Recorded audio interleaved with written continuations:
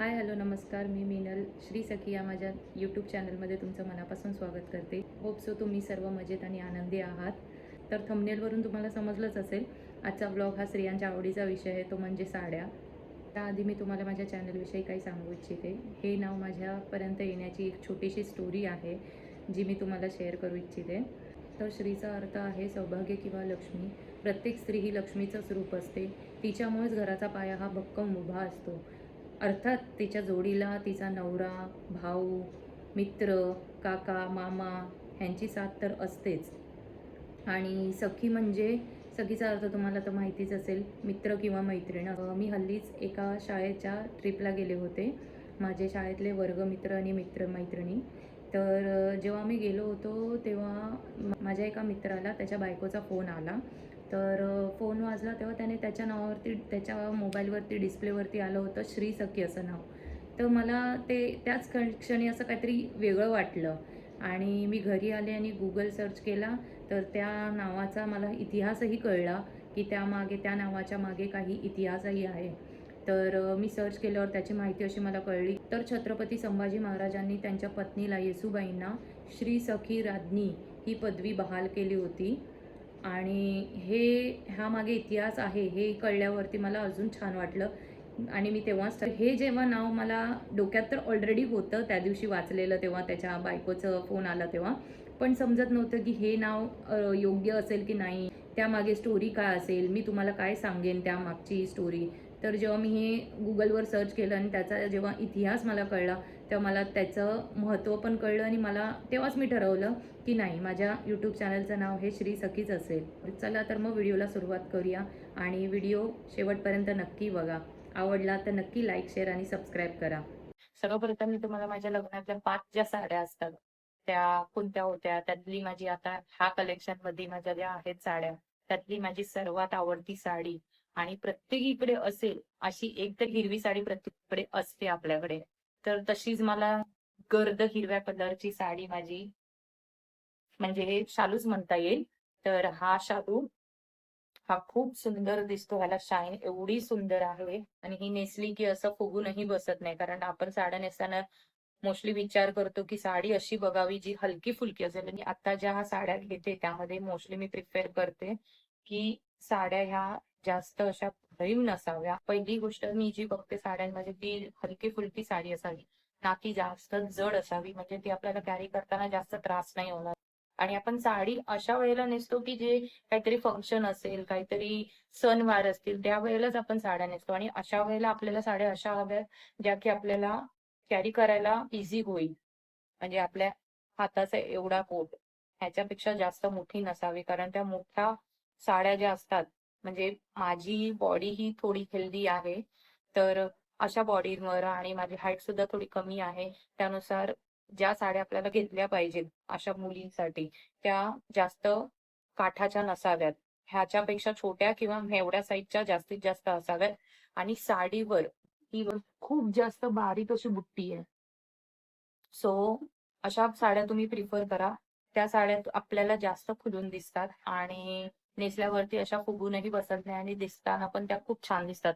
माझ्याकडे ह्या साड्यांचे काही फोटोज जर असतील तर मी तुम्हाला साईडला इथे अटॅच करून दाखवेन. ही साडी, ह्या 5 साड्या ज्या असतात लग्नातल्या, त्याच्यातली दुसरी साडी मी तुम्हाला दाखवते. ही ती साडी आहे.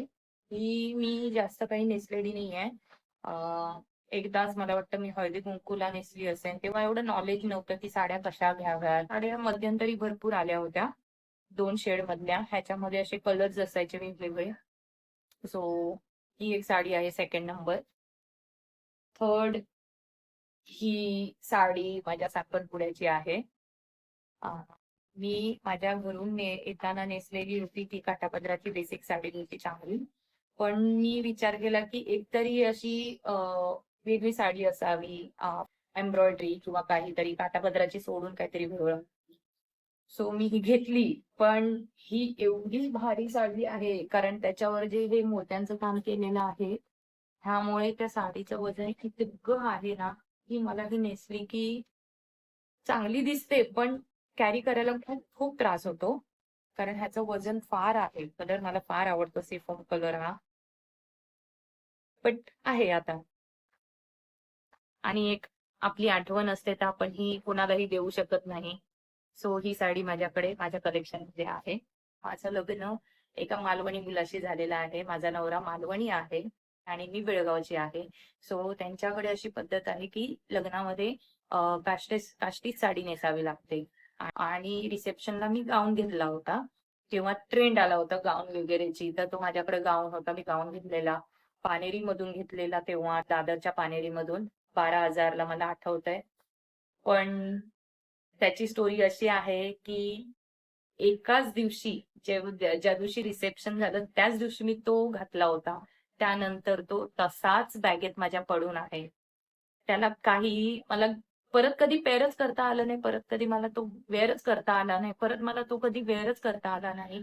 कारण एवढे हेवी गाऊन आपण कुठल्या फंक्शनला घालणार? आणि असे फंक्शन आपल्याकडे एवढे मोठे मोठे फंक्शन नसतात. कारण दिल्ली साईड, नॉर्थ साईडला तेवढं जास्त मोठे मोठे फंक्शन्स असतात. आपल्या मराठी मराठी कल्चरमध्ये आपल्याकडे साधे बेसिक कल्चर असतात आणि आपण जास्त प्रिफर करतो लग्नामध्ये साडी नेसण्याला. सो तो गाऊन माझा तसाच पडून आहे. त्याचा फोटो असेल तर मी ते मेन्शन करेन साईडला.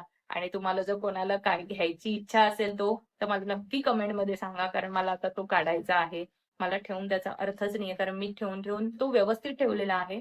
पण तो ठेवून उद्या फ्युचरमध्ये काही वापरण्याचा काही सोर्स आहेच नाही. जर तुम्हाला कोणाला वापरायचा असेल किंवा कोणाला बाय करायचा असेल, तुम्हाला कोणाला बाय करायचा असेल तर मला नक्की सांगा. मी त्याचे जे फोटोज असतील माझ्या लग्नाचे ते तुम्हाला इथे फोटो पॉपअप करेन. सो तुम्हाला कळेल की तो गाऊन कसा आहे तो. सो सो माझे हे 4 साड्या झाल्या गाऊन पकडून. सो एक फायनल साडी 5वी जी घ्यायची होती, तर ती घ्यायसाठी मग मी विचार केला काय घ्यावं. तर मला बेसिक आम्ही जोगेश्वरीला राहायचो, तर तिकडच्या एका शॉपमध्ये आम्ही गेलेलो आणि तिथे मला हा कलर आवडला मोस्टली. पण जसं सांगितलं की एवढे मोठे मोठे काठ आता शोभून दिसत नाही. ते खूप जास्त बल्की दिसतात साड्या. आपली बॉडी खूप बल्की दिसते. पण तेव्हा घेतल्या आहेत, तर आता ह्या अशा साड्या आपण काही करू शकत नाही. बघू इन फ्युचर मला वाटलं तर मी ह्याचा ड्रेस नक्की शिवून घेईल. कारण ह्याचा जर मी ड्रेस शिवला तर मला आता आठवतंय माझ्याकडे ऑलरेडी 2 ड्रेस आहेत. ते मी आता पुढे तुम्हाला दाखवणार आहे. सो व्हिडिओ शेवटपर्यंत बघा कारण मी ते 2 ड्रेस तुम्हाला नक्की दाखवणार. सो जेव्हा ड्रेस बनवेन तेव्हा मी तुम्हाला नक्की व्हिडिओमध्ये शेअर करेन.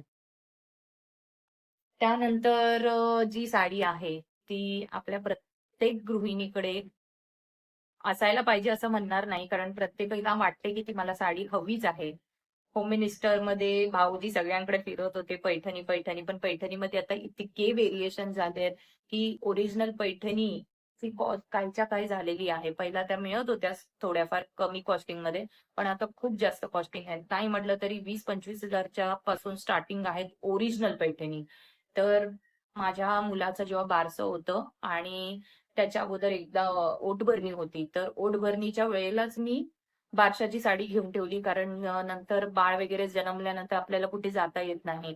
सो मी ब्लाऊज आणि साडी वगैरे सगळं रेडी करून ठेवलं होतं बारशासाठी आणि ओटभरणीची घेतली तेव्हा. तर माझ्याकडे पैठणी जी आहे ती मी तुम्हाला दाखवते. ठाण्याला आणि दादरला एक शॉप आहे. नाव आहे त्या शॉपचं. साडी अगेन थोडी कॉस्टिंग मध्ये जाते. कारण ही शेवटी पैठणी आहे. भले ती ओरिजिनल नसली तरी त्या पैठणीच्या सेमी पैठणी किंवा सेमी सिल्क पैठणी ह्याच्या कॉस्टिंग आता खूप जास्त आहेत. तर ही एक पिंक कलरची पैठणी माझ्याकडे आहे. मी माझ्या मुलाच्या बारशाला नेसली होती. तर त्याचाही फोटो मी इथे तुम्हाला मेन्शन करेन. तेव्हा मी थोडी बारीक होती त्यामुळे फोटोज पण खूप छान आले होते. ह्यावरचे मोर नाचून पोपट वाटतात आता हे. कारण ओरिजिनल पैठणीवर जे आहेत मोर ते मोरच आहेत. ह्याचा पदर मी तुम्हाला दाखवते. पटलावरची जर कोरीचा मोर नाचरा हवा. सो प्रत्येकाला वाटते तरी पैठणी असावी आपल्याकडे. सो ही पैठणी मी तेव्हा घेतली होती. ह्याच्यावर प्रॉपर मोर आहेत. आणि पैठणी घेतली तेव्हा माझं ठरलं होतं की मी एक पैठणी आणि एक पेशवाई साडी मला घ्यायची होती. सो ती पेशवाई साडी आणि जेव्हा मी घेतली ती पेशवाई साडी मला लिटरली इतका आनंद झाला. म्हणजे मी मगाशी ती जी ग्रीन कलरची साडी दाखवली शालू माझ्या लग्नातला, त्याच्यापेक्षा ही हलकी फुलकी साडी ही असावी आणि आहेच. एवढी हलकी फुलकी की मी नेसली तरी मला वाटत नाही की मी साडी नेसली आहे. आणि हा कलर आत्ताच रेड रेड कार्पेट वरती प्राजक्ता माळीने जी साडी नेसली होती, ती जेव्हा साडीचा जेव्हा मी फोटोज बघितले तेव्हा मला रिअलाईज झालं की तिने जी साडी नेसली आहे पेशवाई साडी आणि सेम टू सेम हाच कलर होता. त्याला मोरपंखी कलर म्हणतात. सेम टू सेम कलर आहे. आणि तेव्हा मला असं वाटलं की वॉव! प्राजक्ता माळीकडे जी साडी नेसली होती तीच साडी आपल्याकडे पण आहे. आणि साडी खूप सुंदर आहे. खूप हलकी-फुलकी साडी आहे ही. आता मी साड्या घेताना छोट्या बुट्ट्या आणि जास्तीत जास्त छोटे काठ असंच प्रिफर करते. कारण ही मी स्वतः बाय केलेली आहे. ती पैठणी एक स्वतः घेतलेली आहे. खूप हलकी साडी आहे ही, खूप हलकी साडी. नेसल्यावरती आपल्या चेहऱ्याचा कलर अजून खुलेल, एवढी हलकी-फुलकी आणि याचे निर्यासुद्धा खूप छान येतात. म्हणजे अशा काही फुगत नाहीत. अशा साड्यांमध्ये तुम्ही इन्व्हेस्टमेंट करू शकता. आता महेश्वरी साड्या आल्या आहेत. पेशवाई साडी आहे. ह्या खूप हलक्या-फुलक्या साड्या आहेत. पेशवाई साडी सुद्धा खूप हलकी-फुलकी असते. नेक्स्ट साडी जी मी तुम्हाला दाखवते आहे, बहुतेक तुम्हाला त्या साड्या दोन्ही आवडणार नाहीत. पण ठीक आहे, कारण त्याच्यासोबत माझे इमोशन्स आहेत. माझी आजी, आईची आई, ती आता जेमतेम असावी 75-80च्या वयामध्ये. सो तिच्याकडे मी जेव्हा गावी जाते, तेव्हा मी तिला असंच सहज विचारलं होतं, आजीच्या साड्या भरपूर आहेत. सो मी आजीला सहज विचारलं, की "आजी तुमच्याकडे अशा काही साड्या आहेत का, ज्या तुम्ही नेसतच नाही आणि अशाच ठेवून दिल्यात?" कारण आजीला आता काठापदराच्या साड्या नेसणं जमत नाही वयानुसार. सो ती प्रिफर करते हलक्या-फुलक्या काहीतरी साड्या असाव्या, ज्या मला तिला कॅरी करता येईल. सो तिच्याकडे ज्या 2 साड्या होत्या, तिने मला ह्या दिल्या. कारण मी तेव्हा विचार केला, की मी ह्या साड्यांचा ड्रेस शिवेन. पण त्याच्या अगोदर मी ह्या साड्या नेसल्या. कारण मला त्या साड्यांमध्ये आजीचे इमोशन्स होते. कारण ही हिरव्या कलरची जी साडी आहे, ही बेसिक साडी आहे. पण आजीने जेव्हा सांगितलं मला दिली, तेव्हा ती मला बोलत होती, की माझे आजोबा जेव्हा रिटायर झाले, त्या रिटायरमेंटच्या पहिल्या पेन्शनमधनं तिने ही साडी घेतली होती रिटायरमेंटच्या वेळेला. सो माझे आजोबा आता 80-85च्या वयाचे असेल, तेव्हा रिटायर झाले, तेव्हा किती वर्ष जुनी ही साडी आहे. सो तिने जेव्हा दिली ती मला साडी, मला ही त्याला कापून त्याचं काहीतरी बनवण्याचं मला इच्छा झाली नाही. एकदा मी नेसली आहे. या दोन्ही साड्या मी एक-एकदा नेसलेल्या आहेत. आणि अशी एकतरी साडी आपल्याकडे असावी आपल्या आईची किंवा आपल्या आजीची, पणजीची, की ज्या आपल्याला एक त्यांची आठवण एक म्हणून राहील आपल्याकडे. सो अशी साडी एक आपल्याकडे नक्की जरूर ठेवा तुमच्याकडे. पुढची साडी आहे बेसिक ब्लॅक कलर, जी आपल्याला संक्रांतीला घ्यावी लागते. मालवणी पद्धतीमध्ये, मालवणी कल्चरमध्ये संक्रांतीला काळ्या कलरची साडी नेसावीच लागते. सो ही साडी मी तेव्हा घेतली होती. आम्ही संक्रांतीच्या वेळेला आमच्या हनीमूनला गेलो होतो. सो आम्ही आलो रथसप्तमी व्हायच्या अगोदर. सो आम्ही स्टेशनपासून आमच्या घरापर्यंत चालत, चालत, चालत प्रत्येक दुकान आम्ही शोधत आलो होतो आणि प्रत्येक दुकानामध्ये आम्ही साडी शोधत होतो ब्लॅक कलरची. मला कुठेही पसंत पडली नव्हती. शेवटी विचार केला आणि मग शेवटी ही साडी मला त्यातल्या त्यात बरी दिसली प्रत्येक दुकानांमध्ये. कारण एकदमच हलक्या-फुलक्या साड्या आणि एकदम बेसिक साड्या होत्या, ज्याच्यामध्ये कुठेतरी ब्लॅक कलर, कुठेतरी असा हिंट होता ब्लॅक कलरचा. बाकी अशी पूर्ण ब्लॅक कलरची साडी मला मिळालीच नाही. कारण संक्रांतीचा वेळ निघून गेला होता. आम्ही रथसप्तमी संपायला आली होती तेव्हा आलो होतो. आणि तेव्हा आम्ही हळदी-कुंकू घातला होता, माझ्या लग्नाचा पहिला हळदी-कुंकू. सो मला जेव्हा जी मिळाली, त्यामध्ये मला त्यातल्या त्यात आवडली म्हणून मी ही घेतली. पण छान दिसते ही सुद्धा नेसल्यावरती. त्यानंतर ही एक साडी आहे, जी मी आता माझ्या गेल्या वर्षी दिवाळीला घेतली होती.